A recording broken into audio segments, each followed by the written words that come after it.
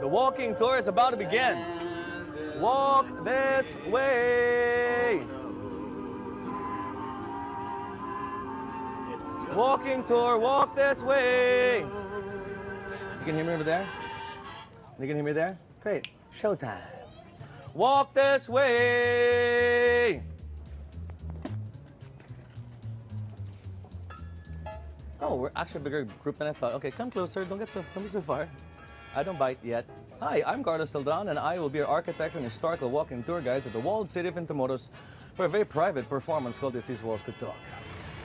And wherever photography is not permitted, just don't get caught. CARLO CELDRAN is a showman. Thank you very much.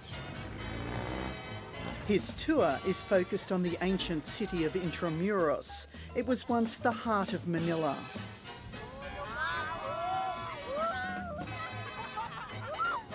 Intramuros was the centre of Spanish political, religious and military power in the region.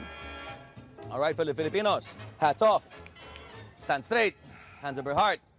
Face the Filipino flagpole. And fellow Filipinos, 1, 2, 3, and bayang magiliw, perlas ng silanganan. He's passionate about his country's history and identity. Whose history am I reading? The American version of Philippine history, the Japanese version of Philippine history, Spanish version? We've never written our own. He wants the world to know there's more to the Philippines than drug wars and Islamic militants. Yay, thank you, Mr. Flagpole. The Philippine national anthem and not some random song that we Filipinos decided to sing. What's missing here is this journey or this search for self-actualization. The Filipino does not want to really take control of their own destiny. And I don't know where it comes from. It could come from Catholicism, the fatalism that it brings. But as a majority, we probably would have somebody lead us rather than us lead ourselves. So Duterte is probably a reflection of us trying to find a hero once again. President Rodrigo Duterte's war on drugs has so far claimed thousands of lives. I mean, we can't fight facts. It's really happening. But it's also part of a larger problem in the Philippines, which is tribalism. We have a huge history, a terrible, terrible record when it comes to human rights. And then the Spanish come along in the 16th century, bring Catholicism! And so now because of that, we have places with names like Santiago, San Agustin, Santa Ana, Santa Elena, Santa Isidro, Santa Isabel, Potencial, San Pilar, San Joaquin, if you have a place named after a Santo or a Santa. That place is probably named by the people who brought those Santos to us. And if you speak Filipino, and who here speaks Filipino? Good. Well, speak it loud and speak it proud. Speak Filipino and you will see your history in the way you talk.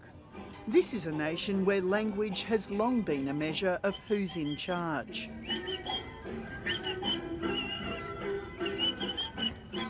That's it, right? But back then they said, poor Filipinos.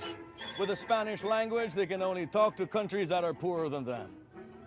So hey, let's do Filipinos a favor. And let's get rid of this backward Gothic they have called Spanish.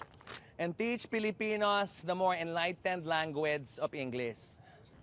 And now that the United States was in charge of our fate and no longer the Catholic Church. The problem with the Philippines is that we don't look for leaders.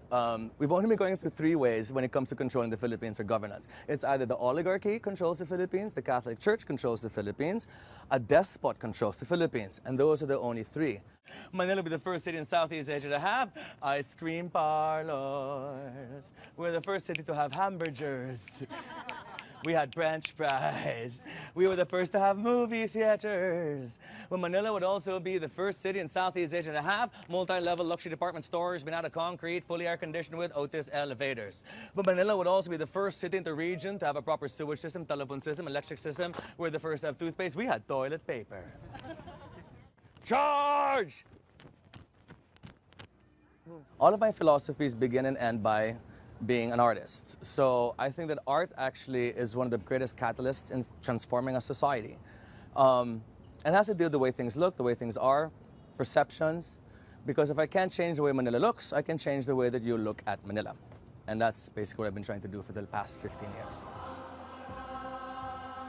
From the Spanish to the Americans to the Japanese and back to the Americans, the Catholic Church has remained ever present in Philippines history. Theocracy! Hi. And theocracy is when a society It's ruled by religious extremism. Just be careful when you let any religion tell your government what to do, because it takes away a wonderful gift we all have that's called free will. Please walk this way.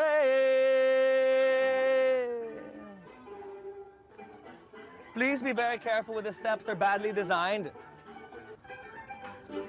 Congratulations. Congrats. Walk this way.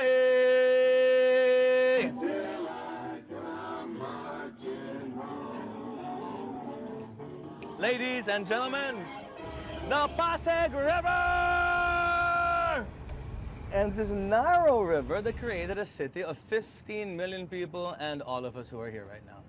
Without the Pasig River, there would be no Maynilad. There's no flowers by the Pasig River. Without the Pasig River, there'd be no Tagalogs, no people who live by the river. Tagalog means Taga-ilog, people from the river. But also, standing right here, that you can see the true majesty of Manila's location. And people forget how beautiful the city of Manila is because we live in malls. A lot of countries invest a lot in promotions of identity, arts and culture, advertising for tourism. The Philippines, pretty much, it's kind of like a free market economy when it comes to our identity. Little organic houses, little organic houses. So if the people themselves start taking control of their own identity and start taking control of the way they're perceived by understanding their own history and arts and culture, then the higher chance we are of having the world see us in the way that we would like. Skip, skip, skip, skip. We've forgotten about the Spanish-American War. We've forgotten about the Philippine-American War. We forgot about World War II. We forgot about martial law. So you know what? Duterte, I think we're scheduled to forget about him in around 20 years. Oh no. There's only one way to say it in Filipino, no? Ginusto mo yan eh. You wanted it. You got him. Get ready for the turn.